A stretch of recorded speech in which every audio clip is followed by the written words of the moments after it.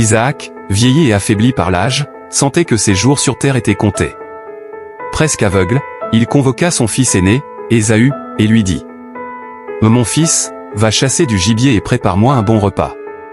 Une fois rassasié, je te donnerai ma bénédiction avant de mourir. » Cette bénédiction était d'une importance capitale, car elle garantissait la transmission des promesses divines faites à Abraham.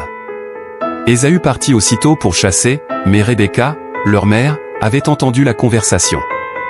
Sachant que Dieu avait promis que Jacob, le cadet, hériterait de cette bénédiction, elle décida d'intervenir. Elle appela Jacob et lui dit : « Va chercher 2 chèvres dans le troupeau. Je préparerai un repas savoureux pour ton père, et tu lui apporteras pour recevoir la bénédiction à la place d'Ésaü. » Jacob hésita, inquiet que son père le reconnaisse. « Ésaü est poilu, et moi, je suis lisse. Si mon père découvre la tromperie, il me maudira au lieu de me bénir. » Mais Rebecca le rassura. « Que ta malédiction retombe sur moi, mon fils. Fais ce que je te dis. » Jacob se couvrit les bras et le cou de peau de chèvre pour imiter la pilosité d'Ésaü. Il mit les vêtements de son frère pour emporter l'odeur, puis il entra dans la tente de son père avec le repas préparé. Isaac, méfiant, demanda : « Et qui es-tu, mon fils ?» Jacob répondit : « C'est moi, Ésaü, ton fils aîné. J'ai fait ce que tu m'as demandé. » Isaac toucha ses bras et, malgré ses doutes, crut qu'il s'agissait d'Ésaü. Après avoir mangé, il bénit Jacob, lui promettant prospérité, puissance et une descendance nombreuse. Peu après, Ésaü rentra de la chasse et prépara à son tour un repas pour son père. Quand il entra dans la tente, Isaac comprit qu'il avait été trompé. Ésaü, furieux, supplia son père : « Bénis-moi aussi, mon père. » Mais Isaac répondit : « J'ai déjà donné ma bénédiction à ton frère. » Ésaü se mit à pleurer et jura vengeance.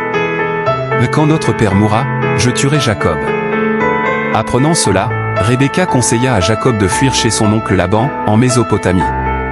Jacob quitta la maison familiale, laissant derrière lui un frère plein de rancune. Le rêve de Jacob à Bethel. Sur le chemin, Jacob s'arrêta pour passer la nuit. Il prit une pierre comme oreiller et s'endormit. Pendant son sommeil, il eut une vision extraordinaire, une échelle s'élevait de la terre jusqu'au ciel, avec des anges qui montaient et descendaient. Au sommet de l'échelle, le Seigneur lui apparut et lui dit : « Je suis le Dieu d'Abraham et d'Isaac. Je te donnerai, à toi et à ta descendance, ce pays sur lequel tu es couché.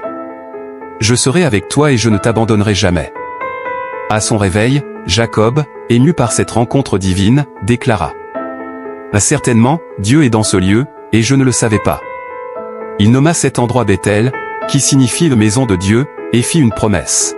« Si Dieu me protège et m'accompagne sur ce chemin, je lui serai fidèle, et tout ce qu'il me donnera, je lui en offrirai la dîme. » Jacob rencontre Rachel et travaille pour Laban.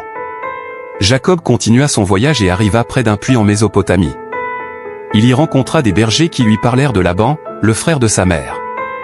Peu de temps après, Rachel, la fille de Laban, arriva avec le troupeau de son père. Jacob, immédiatement épris d'elle, roula la pierre qui fermait le puits et abreuva les moutons de Rachel. Il lui révéla alors son identité, et elle courut informer son père. Laban accueillit Jacob avec joie. Après un mois, il lui demanda : « Que veux-tu comme salaire pour ton travail ?» Jacob répondit : « Je veux épouser Rachel, ta fille cadette. Je travaillerai 7 ans pour elle. » Laban accepta, et Jacob travailla dur, les années passant comme des jours grâce à son amour pour Rachel. Le jour du mariage arriva enfin. Mais Laban, dans une ruse semblable à celle de Jacob envers Isaac, remplaça Rachel par Léa, sa fille aînée, lors de la cérémonie. Au matin, Jacob découvrit la tromperie et confronta Laban. « Pourquoi m'as-tu trompé ? Je t'ai servi pour Rachel, pas pour Léa. » Laban répondit : « Chez nous, il n'est pas d'usage de marier la cadette avant l'aînée. Termine la semaine de noces avec Léa, et je te donnerai aussi Rachel, en échange de 7 autres années de travail. » Jacob accepta à contre-séhur. Il épousa Rachel une semaine plus tard, mais la situation familiale devint rapidement compliquée. Bien que Jacob aimait profondément Rachel, Léa donna naissance à plusieurs enfants, tandis que Rachel resta longtemps stérile. Ce conflit entre les deux sœurs allait marquer les débuts d'une rivalité qui influencerait l'histoire de leurs descendants.